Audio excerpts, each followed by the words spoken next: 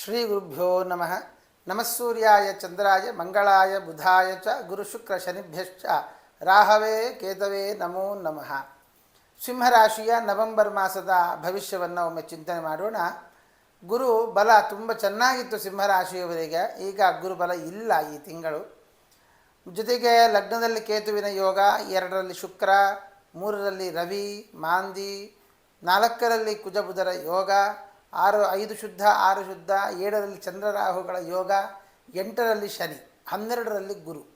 ಅದರಿಂದ ಸಿಂಹರಾಶಿಯವರು ತುಂಬ ಜಾಗ್ರತೆ ಮಾಡಬೇಕು. ಗುರುಬಲವನ್ನು ಕಳ್ಕೊಂಡದ್ದರಿಂದ ನಾನು ನನ್ನದು ನನ್ನ ಮಾತು ನಡೀತದೆ ಅನ್ನುವಂತಹ ಏನೊಂದು ಮನಸ್ಥಿತಿ ಸಿಂಹರಾಶಿಯವರಿಗೆ ಇರುತ್ತೆ. ಅದನ್ನು ಸ್ವಲ್ಪ ಕಡಿಮೆ ಮಾಡಿಕೊಳ್ಳೋದು ಒಳ್ಳೆಯದು. ಕಾರಣ ಈ ಪಂಚಮಾಧಿಪತಿ ಮತ್ತು ಅಷ್ಟಮಾಧಿಪತಿಯಾದಂತಹ ಗುರು ವ್ಯಯದಲ್ಲಿ ಬಂದಿರುವುದರಿಂದಾಗಿ ಮಕ್ಕಳ ವಿಷಯಕವಾಗಿ ಅಥವಾ ನಿಮ್ಮ ಸಂಸಾರದ ವಿಷಯಕವಾಗಿ ಕೆಲವೊಂದಿಷ್ಟು ವಿಷಯಗಳಲ್ಲಿ ಗಲಾಟೆ ಆಗುವಂಥದ್ದು, ಭಿನ್ನಾಭಿಪ್ರಾಯಗಳು ಬರುವಂತಹ ಸಾಧ್ಯತೆ ಹೆಚ್ಚಾಗಿದೆ. ಆದ್ದರಿಂದ ಸಿಂಹರಾಶಿಯವರು ಅದರ ಕಡೆ ಗಮನ ಹರಿಸುವಂಥದ್ದು ಬಹಳ ಒಳ್ಳೆಯದು. ಇನ್ನು ಈ 2ರಲ್ಲಿ ಶುಕ್ರನ ಒಂದು ಯೋಗ, ಆ ಶುಕ್ರ ನೀಚದಲ್ಲಿರುವುದರಿಂದಾಗಿ ಆ ಶುಕ್ರ 3ನೇ ಮನೆಯ ಅಧಿಪತಿ ಮತ್ತು ಕರ್ಮಾಧಿಪತಿ ಆಗಿರೋದ್ರಿಂದ ನಿಮ್ಮ ಒಂದು ರಾಶಿಯ ಪ್ರಕಾರ ಸಹೋದರ ಸಹೋದರಿಯರಿಗೆ ಕೆಲಸದಲ್ಲಿ ತೊಂದರೆ ಆಗುವಂತಹ ಸಾಧ್ಯತೆ ಹೆಚ್ಚಿದೆ. ಜೊತೆಗೆ ನಿಮ್ಮವರು ಅಥವಾ ಸಹಾಯಕರು ಅಂತ ಯಾರಿದ್ದಾರೆ, ನಿಮಗೆ ಅಂತ ಯಾರು ಸಹಾಯಕರಿದ್ದಾರೆ ಅವರು ದೂರ ಆಗುವಂಥದ್ದಾಗಲಿ ಅಥವಾ ಅವರಿಗೆ ಆರೋಗ್ಯದಲ್ಲಿ ಏರುಪೇರಾಗುವಂಥದ್ದಾಗಲಿ ಸಾಧ್ಯತೆಗಳು ಹೆಚ್ಚಾಗಿದೆ. ಅಂತಹವರು ವಿಶೇಷವಾಗಿ ಅಮೃತಬಳ್ಳಿಯ ಕಷಾಯವನ್ನು ಸೇವನೆ ಮಾಡುವಂಥದ್ದು ಒಳ್ಳೆಯದು. ಇನ್ನು ರವಿ 3ರಲ್ಲಿ ಲಗ್ನಾಧಿಪತಿಯಾದಂತಹ ರವಿ ನೀಚದಲ್ಲಿ ಹೋಗುವಂತಹದ್ದು, ಆನಂತರ 15ನೇ ತಾರೀಕಿನವರೆಗೂ ನಮಗೆ ಒಂದು ಅಧೈರ್ಯತೆ ಅಥವಾ ನಾವು ಏನು ಮಾಡಿದರೂ ಸರಿಯಾಗಿ ಆಗ್ತಾ ಇಲ್ವಲ್ಲ ಅನ್ನುವಂತಹ ಆತಂಕ ಹೆಚ್ಚಾಗುವ ಸಾಧ್ಯತೆ ಇದೆ. ನಮಗೆ ಯಾರು ಸಹಾಯಕರೇ ಇಲ್ಲವೇ, ನಾನು ಏಕಾಂಗಿಯಾಗಿ ಹೋದನ ಅನ್ನುವಂತಹ ಒಂದು ಅದೃಢತೆ ಅನ್ನೋದು ಕಾಡುವ ಸಾಧ್ಯತೆ ಇದೆ. ಆದರೆ 15ರ ನಂತರ ಕಾಲದಲ್ಲಿ ನಮಗೆ ಒಂದು ನೆಮ್ಮದಿ ಅಥವಾ ಒಂದು ಅದೃಢತೆ ಅನ್ನತಕ್ಕಂಥದ್ದು ಪರಿಹಾರವಾಗಿ ಸಂತೋಷ ಅನ್ನೋದು ಸಿಗುತ್ತೆ. ಅದಕ್ಕೋಸ್ಕರವಾಗಿ ರುದ್ರದೇವರಿಗೊಂದು ಅಭಿಷೇಕ ಮಾಡಿಸುವಂಥದ್ದು ಅಥವಾ ನಾರಾಯಣ ಪಂಡಿತಾಚಾರ್ಯ ರಚನೆ ಮಾಡಿರತಕ್ಕಂಥ ಶಿವಸ್ತುತಿ ಅಂತ ಇದೆ. ಆ ಶಿವಸ್ತುತಿ ಅಥವಾ ಈ ಲಘು ಶಿವಸ್ತುತಿ ಅಂತೆಲ್ಲ ಇದ್ದಾವೆ. ಆ ಶಿವಸ್ತುತಿಯನ್ನು, ರುದ್ರ ಚಮಕಗಳನ್ನು ಪಾರಾಯಣ ಜಪ ಮಾಡುವಂಥದ್ದು ಬಹಳ ಒಳ್ಳೆಯದು. ಇನ್ನು 4ರಲ್ಲಿ ಕುಜಬುಧರ ಯೋಗ, ಗಾಡಿ ಓಡಿಸುವಾಗ ಸ್ವಲ್ಪ ಜಾಗ್ರತೆ ಇರಲಿ. ಗಾಡಿಯಿಂದ ಬಿದ್ದು ಗಾಯ ಮಾಡಿಕೊಳ್ಳುವಂಥದ್ದು, ಫ್ರ್ಯಾಕ್ಚರ್ ಆಗುವ ಸಾಧ್ಯತೆ ಎಲ್ಲ ಇದೆ. ಗುರುಬಲವೂ ಇಲ್ಲದೆ ಇರೋದರಿಂದ ಅದು ಚಿಕ್ಕ ಮಟ್ಟದ್ದು ಆಗ್ಬೋದು, ದೊಡ್ಡ ಮಟ್ಟದ್ದು ಆಗ್ಬೋದು. ಗಮನ ಹರಿಸಿಕೊಂಡು ಗಾಡಿ ಓಡಿಸುವುದು ಅದು ಬಹಳ ಒಳ್ಳೆಯದು. ಅಥವಾ ಸ್ವಲ್ಪ ದಿನಗಳ ಕಾಲ ಪಕ್ಕಕ್ಕಿಟ್ಟರೆ ಇನ್ನೂ ಒಳ್ಳೆಯದೇ. ಇನ್ನು ಈ ಭೂಮಿ ಇತ್ಯಾದಿಗಳನ್ನು ಯಾರು ಕೊಂಡುಕೊಳ್ಬೇಕು, ಅದು ಕೊಂಡುಕೊಂಡಿದ್ದೀರಿ ಅಂತಹವರು ಮನೆ ಕಟ್ಟುವಂಥದ್ದಾಗಲಿ ಅಥವಾ ಕೊಂಡುಕೊಳ್ಳುವಂಥ ಯೋಗವಾಗಲಿ ಅಧಿಕವಾಗಿದೆ. ರುಚಕ ಯೋಗ, ಮಹಾರಾಜಯೋಗ ಸಿಂಹರಾಶಿಯವರಿಗೆ ಕಂಡು ಬರ್ತಾ ಇರುವಂಥದ್ದು. ಅದರಿಂದಾಗಿ ಒಳಿತು ಇದೆ, ಕೆಟ್ಟದ್ದು ಇದೆ. ಒಳಿತು ಅಂತಂದರೆ ಭೂಲಾಭ ಧನಲಾಭಾದಿಗಳಾಗುತ್ತೆ.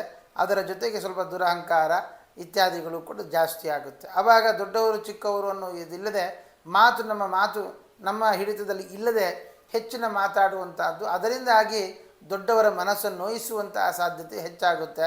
ಅದರಿಂದ ಮನೆಯಲ್ಲಿ ಕಲಹಾದಿಗಳಾಗುತ್ತೆ. ಜಾಗ್ರತೆ ಇರಲಿ. ನಿಮ್ಮ ಆರೋಗ್ಯದ ಕಡೆಯೂ ಕೂಡ ಹೆಚ್ಚಿನ ಗಮನ ಹರಿಸುವಂಥದ್ದು ಒಳ್ಳೆಯದು. ಪ್ರಧಾನವಾಗಿ ಹೊಟ್ಟೆಗೆ ಸಂಬಂಧಪಟ್ಟ ಅಥವಾ ಶ್ವಾಸಕೋಶಕ್ಕೆ ಸಂಬಂಧಪಟ್ಟ ಸಮಸ್ಯೆಗಳು ಜಾಸ್ತಿ ಆಗಬಹುದು. ಜಾಗ್ರತೆ ವಹಿಸಿ. ಮೆಡಿಕಲ್ಗೆ ಸಂಬಂಧಪಟ್ಟ ಜಾಗ್ರತೆ ವಹಿಸುವುದು ಒಳ್ಳೆಯದು.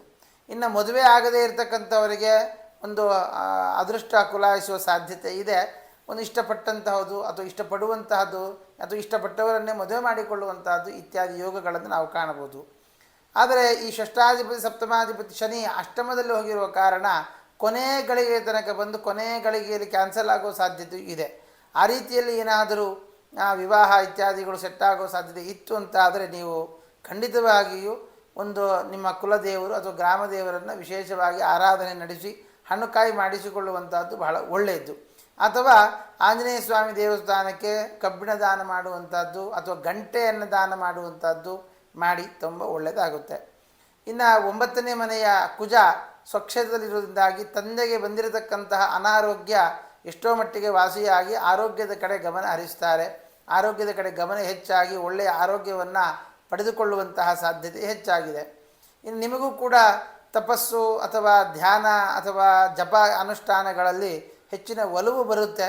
ಆದರೆ ಕೆಲವೊಮ್ಮೆ ಅದನ್ನು ತೋರಿಕೆಯೂ ಆಗುತ್ತೆ, ಕೆಲವೊಮ್ಮೆ ಭಾಳ ಇಷ್ಟಪಟ್ಟು ಕೂಡ ಮಾಡುವ ಸಾಧ್ಯತೆ ಇದೆ. ಕೆಲಸ ಇಲ್ಲದವರಿಗೆ ಕೆಲಸದಲ್ಲಿ ಲಾಭ ಕಂಡು ಬಂದರೂ ಆ ಲಾಭವನ್ನು ಅನುಭವಿಸುವ ಯೋಗ ಇಲ್ಲ.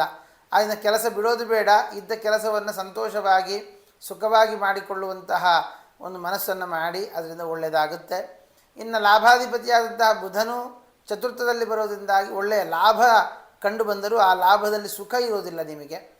ಆದ್ದರಿಂದ ಮತ್ತು ಹಣ ಖರ್ಚಾಗುವಂತಹದ್ದು, ಅದು ಯಾತ್ರೆಗೆ ಹೋಗುವಂತಹದ್ದು, ಯಾತ್ರೆಗೆ ಹೋಗಿ ಖರ್ಚು ಮಾಡುವಂತಹದ್ದು, ಅಥವಾ ದೇವಾಲಯಗಳಿಗೆ ಮಂದಿರಗಳಿಗೆ ಒಳ್ಳೆಯ ಕೆಲಸಕ್ಕಾಗಿ ಹಣ ಖರ್ಚು ಮಾಡುವಂತಹ ಯೋಗ ಹೆಚ್ಚಾಗಿದೆ. ಒಟ್ಟಾರೆ ಸಿಂಹರಾಶಿಯವರಿಗೆ ಅನೇಕ ಅನುಕೂಲಗಳಿದ್ದರೂ ಗುರುಬಲ ಇಲ್ಲದ ಕಾರಣ ಅನುಕೂಲಗಳನ್ನು ಪಡೆದುಕೊಳ್ಳುವ ಸಾಧ್ಯತೆಗಳು ಕಡಿಮೆ ಇದೆ. ಹಾಗಾಗಿ ಪ್ರತಿನಿತ್ಯ ವಿಷ್ಣು ಸಹಸ್ರನಾಮದ ಜಪ ಮಾಡುವಂಥದ್ದು, ಅದರ ಜೊತೆಗೆ ದುರ್ಗಾದೇವಿಯ ವಿಶೇಷವಾದ ಪ್ರಾರ್ಥನೆ ಆರಾಧನೆಗಳನ್ನು ನಡೆಸಿಕೊಳ್ಳುವಂತಹದ್ದು ಬಹಳ ಒಳ್ಳೆಯದಾಗುತ್ತೆ. ಅದರಿಂದ ಅನೇಕ ಸಮಸ್ಯೆಗಳನ್ನು ದೂರ ಮಾಡಿಕೊಳ್ಳಬಹುದು ಅಂತ ಹೇಳ್ತಾ ಶ್ರೀಕೃಷ್ಣಾರ್ಪಣಮಸ್ತು.